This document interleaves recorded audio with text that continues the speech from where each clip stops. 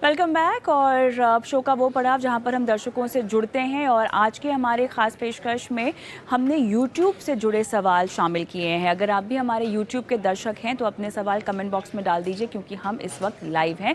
आपके सवालों के जवाब देने के लिए मेरे साथ वाइस इन्वेस्ट के CEO हेमंत उस्तिकी जुड़ गए हैं। और हेमंत जी, चलिए पहला सवाल हमारे YouTube के दर्शक का मैं लेना चाहूँगी, SS घोष साहब का। और हेमंत जी, वो बोल रहे हैं कि इनकी उम्र देखिए 20 साल की है। उन्होंने HDFC का इंडेक्स फंड पोर्टफोलियो में शामिल किया है, टाटा का स्मॉल कैप फंड। पहले तो मुबारकबाद घोष साहब, आपकी उम्र इतनी कम और आपने अपनी इन्वेस्टमेंट की शुरुआत ऑलरेडी कर ली है, और इंडेक्स फंड और उसके बाद सीधा एक स्मॉल कैप फंड भी लिया है। किसने आपको सलाह दी मुझे नहीं पता, लेकिन ये जो एक्सट्रीम अप्रोच है इनकी, हेमंत जी 20 साल की उम्र में इन्होंने शुरुआत की है। बताएं फंड सिलेक्शन पर क्या कहना चाहेंगे? बिल्कुल कविता, आई थिंक जितना जल्दी, जैसे मैंने पहले भी कहा, शुरुआत करें अच्छा है। आप इक्विटी ऐसी एसेट क्लास को बेहतर समझते हैं, उसके रिस्क को समझते हैं, और जो गलतियां इन्वेस्टर करते हैं वो आप आगे आगे जब सीखते हैं तो वो आप दोहराते नहीं हैं। सही तरीका चुना है इक्विटी में इन्वेस्ट करने का, SIP के द्वारा, और म्यूचुअल फंड में इन्वेस्ट करना जो एक डाइवर्सिफाइड व्हीकल है। दूसरा इंपॉर्टेंट चीज एस्पेक्ट ये होता है हमेशा कि किस तरह के फंड चुने, क्योंकि तीनों मार्केट सेगमेंट में आपका एक्सपोजर सही तरीके से होना चाहिए, ताकि आप रिस्क और रिवॉर्ड के बीच में सही तरीके का बैलेंस कर सको। तो मुझे लगता है कि जैसा आपने बिल्कुल सही कहा, जो 4 फंड इन्होंने चुने हैं वो चारों के चारों फंड भी अच्छे हैं, और जो कैटेगरीज चुनी है, जिस तरह का एलोकेशन तीनों सेगमेंट में होना चाहिए वो इनके पास है। तो ये फंड जो है बहुत ही अच्छे हैं, उनको आप कंटिन्यू कीजिए। जितना लंबे समय तक डिसिप्लिन तरीके से इन्वेस्ट करेंगे उतना ही आपको इक्विटी के पोटेंशियल का फायदा होगा। ऑलराइट, चलिए आगे बढ़ते हैं। झटपट अगला सवाल प्रिंस का मैं लेना चाहूँगी, और ये अपने इन्वेस्टमेंट की शुरुआत करना चाहते हैं म्यूचुअल फंड से ही। और ये कह रहे हैं 15 साल का समय है जिसके लिए ये निवेश करना चाहते हैं।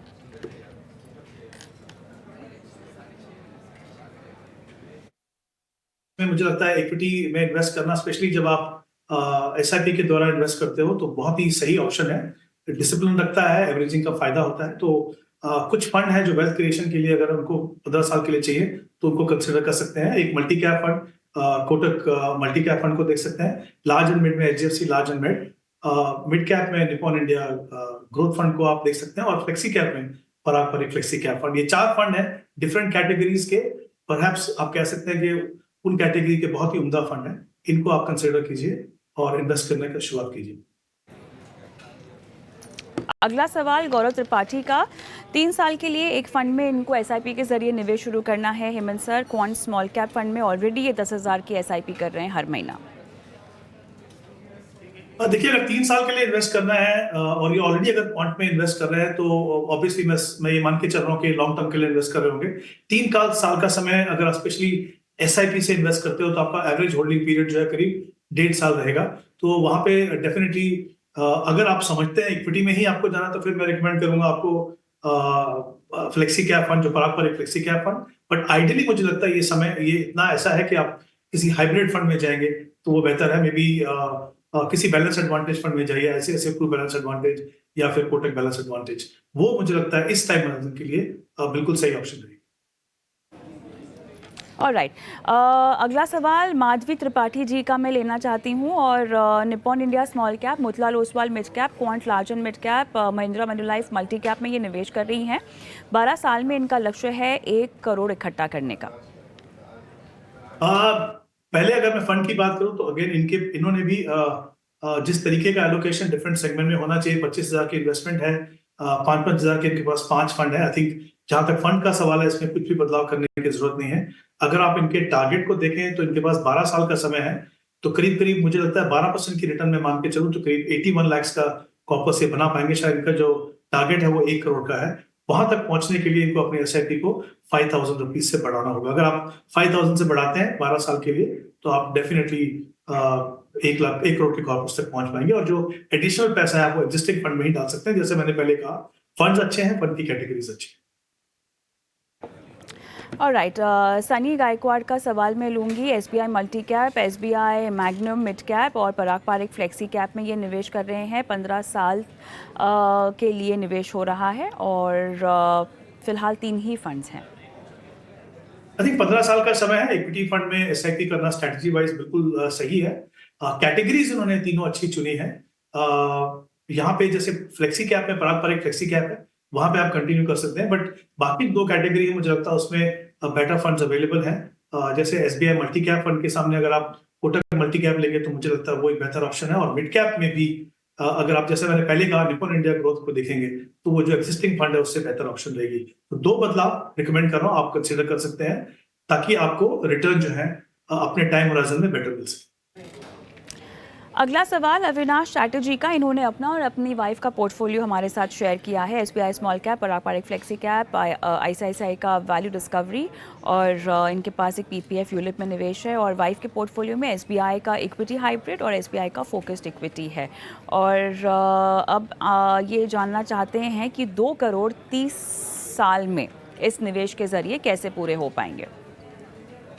देखिए, टाइम होराइजन 20 साल का काफी बड़ा है। इनके पास दो पोर्टफोलियो, इनके पास खुद का एक म्यूचुअल फंड का पोर्टफोलियो है, वाइफ का पोर्टफोलियो है, और ये यूलिप में भी वो इन्वेस्ट कर रहे हैं। तो 8,500 उनकी इन्वेस्टमेंट है, 4,000 उनकी वाइफ की इन्वेस्टमेंट है, और 50,000 एनुअली जो है वो यूलिप में इन्वेस्ट कर रहे हैं।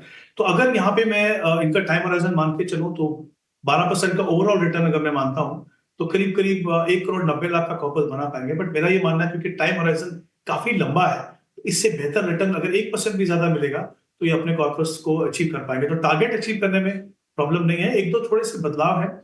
इनका जो पोर्टफोलियो है उसमें 500 रुपए शायद ये ICICI Pru equity discovery fund में इन्वेस्ट कर रहे हैं। 500 रुपए से कुछ आपके पोर्टफोलियो में कुछ बदलाव नहीं होगा, कुछ फायदा नहीं होगा। इनके पास एक एसबीआई स्मॉल कैप फंड है 1,000 रुपए का, वहां पे इसको आप ऐड कर दीजिए। मुझे लगता है पोर्टफोलियो थोड़ा कंसोलिडेट भी होगा और बेटर भी होगा। इनकी वाइफ के पोर्टफोलियो में जो एसबीआई हाइब्रिड फंड जो है उसके सामने अगर एक मल्टी कैप फंड पकड़े, कोटक मल्टी कैप, क्योंकि लंबा समय है तो हाइब्रिड फंड उतना सूटेबल नहीं रहेगा, तो वो एक बेटर इन्वेस्टमेंट है। यूलिप डेफिनेटली मैं चाहूंगा ये कंसीडर करें कि क्योंकि जब इतने लंबे समय के लिए इन्वेस्ट करें तो मुझे लगता है म्यूचुअल फंड जो है वो एक बेहतर ऑप्शन हो सकती है।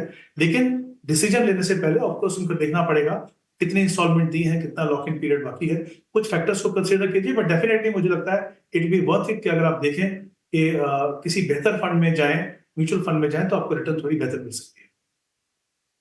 ऑलराइट, चलिए और भी मेरे पास सवाल हैं, लेकिन मेरे पास समय फिलहाल के लिए ख़त्म हो चुका है। हेमंत जी, इसी के साथ शो को भी समाप्त करते हैं। बहुत बहुत धन्यवाद, आपका समय निकाला आपने आज इस शो के लिए।